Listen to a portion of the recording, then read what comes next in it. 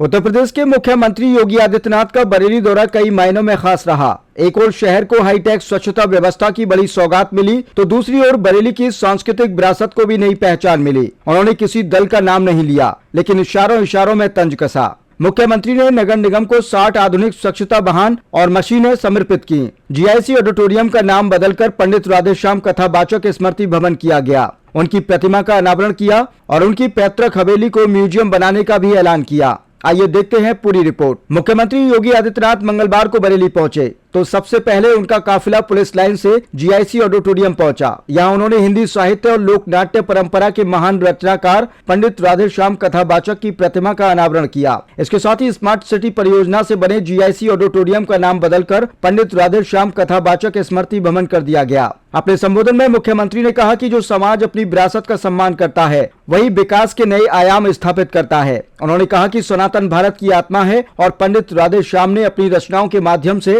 राम कथा और भारतीय संस्कृति को जन जन तक पहुंचाने का ऐतिहासिक कार्य किया। मुख्यमंत्री ने पर्यटन विभाग को निर्देश देते हुए कहा कि पंडित राधेश्याम कथावाचक की पैतृक हवेली को संग्रहालय के रूप में विकसित किया जाए। उन्होंने कहा कि राज्य सरकार इस परियोजना को पूरा सहयोग देगी ताकि आने वाली पीढ़ियां उनके साहित्य और जीवन से प्रेरणा ले सकें। कार्यक्रम के दौरान मुख्यमंत्री ने पंडित राधेश्याम के परिवार के सदस्यों से भी मुलाकात की और उनके योगदान को याद करते हुए उन्हें भारतीय सांस्कृतिक चेतना का महत्वपूर्ण स्तंभ बताया। इसके बाद मुख्यमंत्री सर्किट हाउस पहुंचे, जहां उन्होंने नगर निगम की आधुनिक स्वच्छता व्यवस्था का शुभारंभ किया। उन्होंने 60 अत्याधुनिक स्वच्छता वाहन और मशीनों को हरी झंडी दिखाकर रवाना किया। इनमें 50 CNG auto tipper, 6 robotic manhole sewer cleaning मशीनें, 2 स्किड लोडर और 2 बैको लोडर शामिल हैं। इन वाहनों के संचालन से शहर के 80 वार्डों में डोर टू डोर कूड़ा संग्रहण को गति मिलेगी और कचरे का वैज्ञानिक तरीके से निस्तारण किया जाएगा। नगर निगम अब गीला, सूखा, सैनिटरी और स्पेशल केयर वेस्ट को अलग अलग श्रेणियों में एकत्रित करेगा।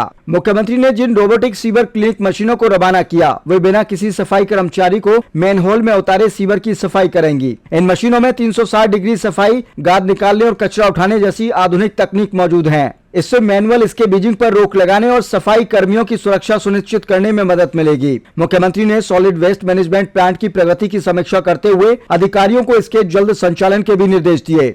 सर्किट हाउस परिसर में मुख्यमंत्री योगी आदित्यनाथ ने एक पेड़ मां के नाम अभियान के तहत बेल का पौधा लगाया और पर्यावरण संरक्षण का संदेश दिया। इसके साथ ही उन्होंने दीप चैरिटेबल ट्रस्ट की मोबाइल नेत्र चिकित्सा सेवा वैन का भी उद्घाटन किया, जो ग्रामीण और दूर दराज के क्षेत्रों में लोगों को आंखों की जांच और उपचार की सुविधा उपलब्ध कराएगी। बरेली प्रवास के दौरान मुख्यमंत्री ने सर्किट हाउस में मंडलीय समीक्षा बैठक भी की। उन्होंने कानून व्यवस्था, विकास परियोजनाओं और जन कल्याणकारी योजनाओं की प्रगति की समीक्षा करते हुए अधिकारियों को सभी लंबित कार्य समयबद्ध ढंग से पूरा करने के निर्देश दिए। मुख्यमंत्री के दौरे को देखते हुए पूरे शहर में सुरक्षा के कड़े इंतजाम किए गए थे। डीआईजी अजय कुमार साहनी, डीएम अविनाश सिंह और एसएसपी अनुराग आर्य लगातार व्यवस्थाओं की निगरानी करते रहे। कार्यक्रम में mayor doctor Umesh Gautam, cabinet मंत्री धर्मपाल सिंह, डॉक्टर अरुण कुमार सक्सेना, केंद्रीय मंत्री बीएल वर्मा, सांसद छत्रपाल सिंह गंगवार समेत कई जनप्रतिनिधि मौजूद रहे। वहीं मुख्यमंत्री के दौरे के दौरान क्रांतिकारी किसान मंच ने आरोप लगाया कि इंकलाबी मजदूर केंद्र के शहर सचिव ध्यानचंद मौर्य और ऑटो यूनियन के अध्यक्ष कृष्णपाल को एहतियातन घरों में ही रोक दिया गया। संगठन ने इसे अलोकतांत्रिक बताया।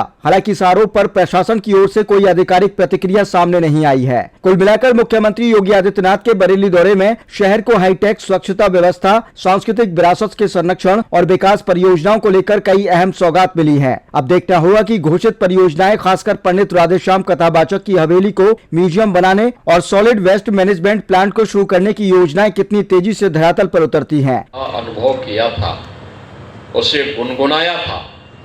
आज ऐसे दिव्य महापुरुष की भव्य प्रतिमा को मुझे यहाँ पे अनावरण करने का अवसर प्राप्त हो रहा है।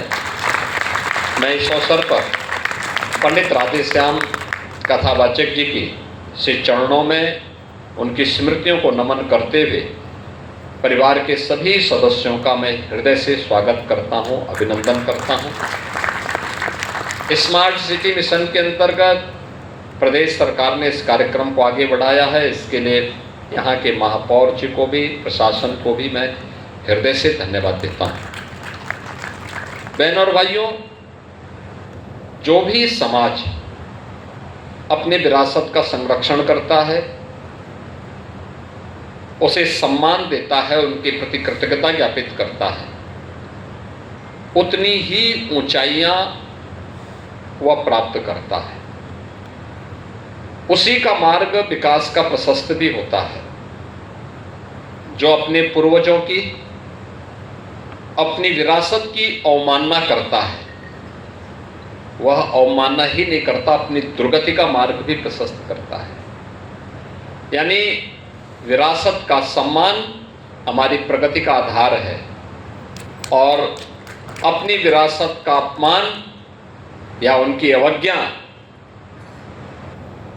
प्रगति को दुर्गति की ओर ले जाने का एक माध्यम भी है। एक माध्यम है आज